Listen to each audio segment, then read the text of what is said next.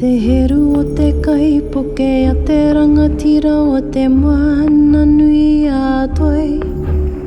Te kāwata-wata i te mata o Tenetahi, mau mahara te rangatira. Tērā te ara e tika ana, kua whitu rangi koe.